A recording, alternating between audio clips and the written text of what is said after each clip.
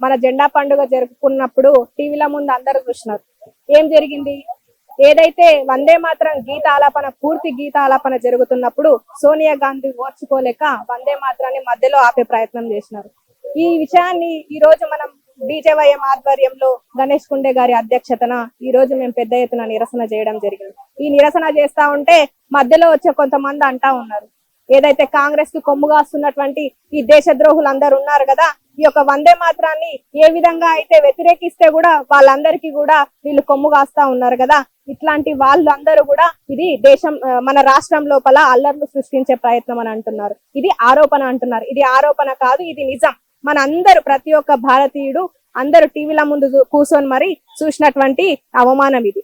వందే మాత్రం పాడుకోవడానికి మనకు ఎన్ని సంవత్సరాలు పట్టిందో మనకు అందరికీ తెలుసు.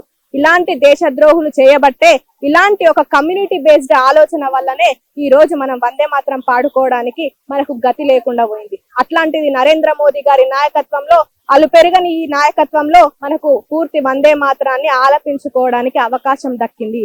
మీరందరూ ఈ రోజు చూసుకున్నట్లయితే ఎవరైతే నరేంద్ర మోదీ గారి నాయకత్వంలో ఈ భారతదేశం అభివృద్ధి కొరకు ఏదైతే ఇతర దేశాల పర్యటనకు వెళ్తున్నప్పుడు అక్కడ ఉన్నటువంటి ఇతర దేశస్తులు కూడా, ఇతర దేశ ఆఫీసర్లు కూడా, ఇతర దేశ రాజకీయ నాయకులు కూడా, ఇతర దేశస్తులు కూడా విశిష్టమైనటువంటి దేశంలో ఉన్నటువంటి అక్కడ ఉన్నటువంటి ప్రతి ఒక్క అధినేత కూడా ఈ యొక్క నరేంద్ర మోదీ గారు వెళ్తే మన యొక్క వందే మాతరాన్ని ఆలపిస్తా ఉన్నారు.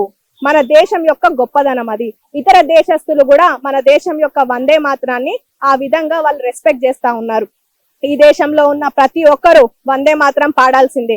మీరు ఏదో ఒక కమ్యూనిటీ ఓట్ల కోసము వందే మాతరాన్ని పాడకుండా మీరు మధ్యలో ఆపుకుంటే మాత్రం మీ పైన కూడా ఈ యొక్క రాహుల్ గాంధీ, సోనియా గాంధీ, మల్లికార్జున ఖార్గే గారి మీద కూడా ఈ యొక్క వందే మాత్రాన్ని అవమానం చేసినందుకు గాను చర్యలు తీసుకోవాలి. తక్షణమే చర్యలు తీసుకోవాలి.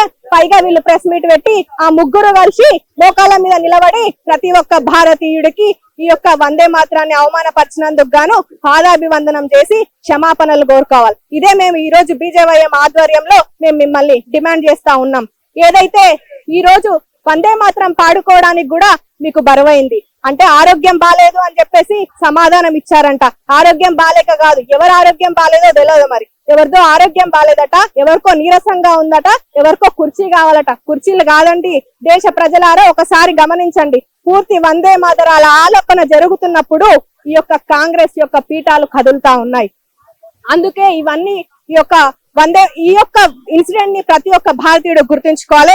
రాబోయే ఎన్నికలలో కూడా ఈ యొక్క దేశద్రోహి కాంగ్రెస్ కి కాకుండా ఈ యొక్క దేశభక్తికి, యువతకి, ఏదైతే దేశ సమగ్రతకు పట్టం కడుతున్న భారతీయ జనతా పార్టీకి, నరేంద్ర మోడీ గారి నాయకత్వానికి మనమందరం కూడా పట్టం కట్టాలని చెప్పేసి, మన ఐక్యతను మన ఓట్లలో మనం చూపియాలని చెప్పేసి ఈ రోజు దేశ ప్రజలందరికీ కూడా నేను వేడుకుంటున్నాను. ఏదైతే వందే మాతర గీతాన్ని సగంలోనే ఆపమని చెప్పింది సోనియా గాంధీ, ఈ దేశం గడ్డపైన పుట్టలేదు కాబట్టి ఈ దేశం మీద ప్రేమ లేదు ఆమెకి.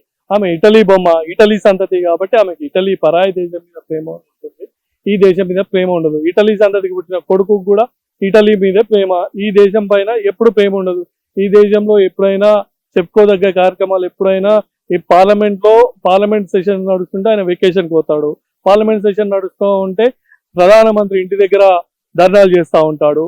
ప్రజల సమస్యల గురించి, దేశ భవిష్యత్తు గురించి మాట్లాడాల్సిన పార్లమెంట్ లో ఆయన ఏం మాట్లాడకుండా హోంమంత్రి వస్తే వెళ్ళిపోతా ఉంటాడు.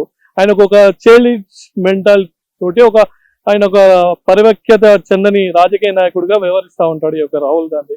ఈ రాహుల్ గాంధీకి దేశ ప్రజలు పెట్టిన పేరు పప్పు, దాన్ని వాస్తవమే చేస్తున్నాడు. ఆయన ముద్దపప్పు అనే వాస్తవం చేస్తా ఉన్నాడు.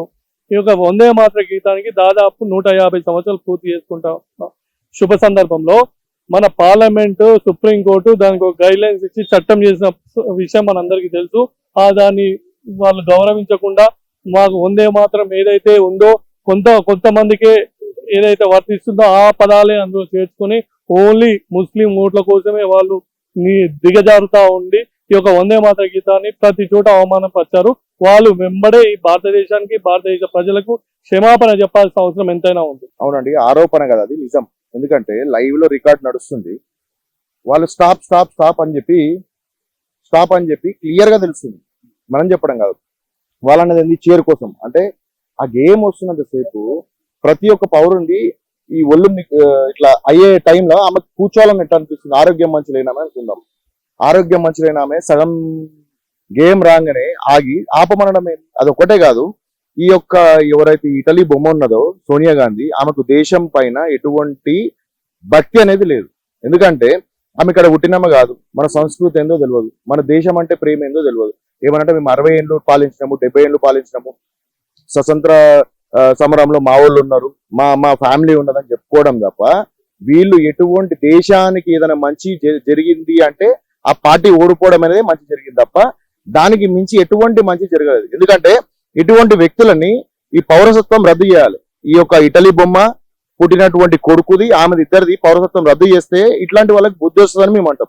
ఎందుకంటే బీజేవైఎం ఈరోజు ధర్నా చేసిందంటే బీజేపీ పార్టీ ఏదో విషయాన్ని విషం చెబుతుందని కాదు.